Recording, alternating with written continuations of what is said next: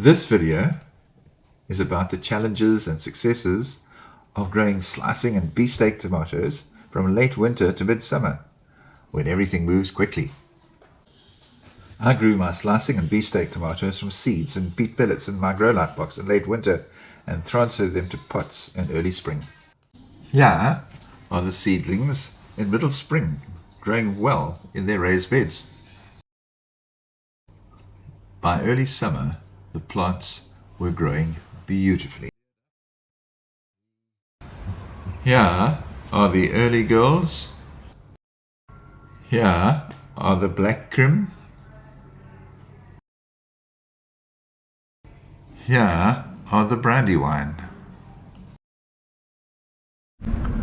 I've been away for 4 days and I've come back to a magnificent crop of determinate tomatoes. I'm so delighted to see these black crim tomatoes. Don't they look amazing? I can't wait to try them. And over here's the early girl, but this plant isn't doing well. Since I've been away, I think the fungi and viruses have been active.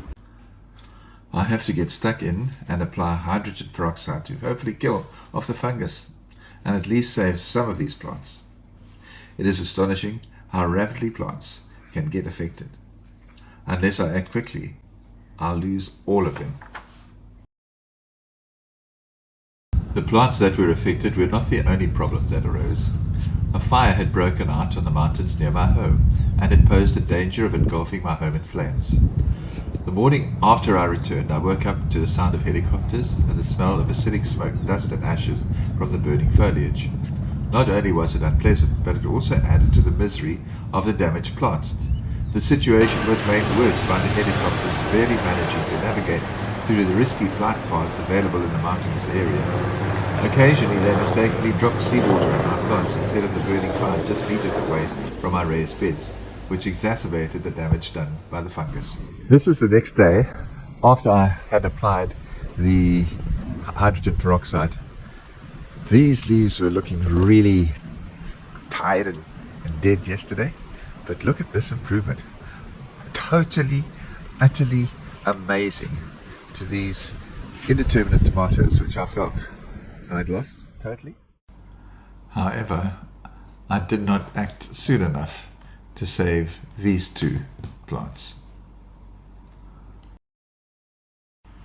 I still have a few remaining slicing tomato plants growing. However, I've decided I'm going to grow another crop in peat pellets.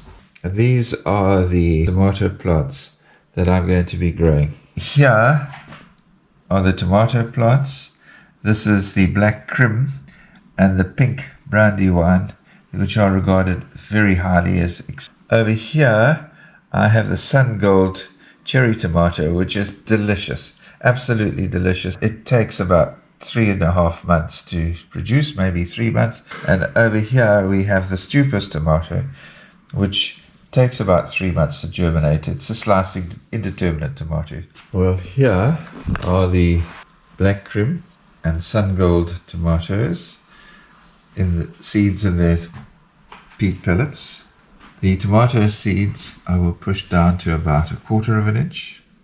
The pellets have been moistened, and I've also added water to the bottom of the tray, which will then seep up and keep the pellets moist. It's a week later and these independent tomato plants have done very nicely. Here we have the sun gold tomato and the black crim. What we're going to do now is we're going to take them and transfer them to pots. Well, I'm now going to transfer these seedlings into pots. These pots have good topsoil, and they also have a whole lot of ingredients, which includes cocoa coir, perlite, worm castings. It's got rock dust, bone meal and gypsum.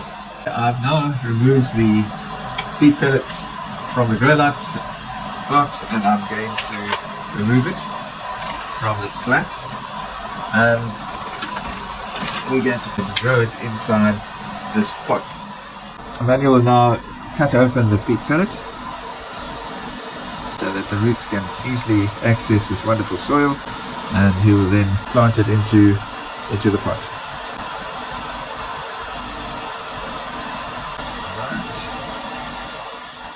Tomato seedlings have now been potted. I'll just put them back into the grow light box for a couple of days, and then we'll harden them off. Well, there they are, nice and snug for a few days. Well, this is now 3 weeks since the fire, and these plants are doing extremely well. You may remember that we coil them up. These are the independent slicing tomatoes. Over here we have a Brandywine plant, which you can see a flower is starting to grow here, and the leaves are looking great. The hydrogen peroxide has done its thing and has killed the fungus.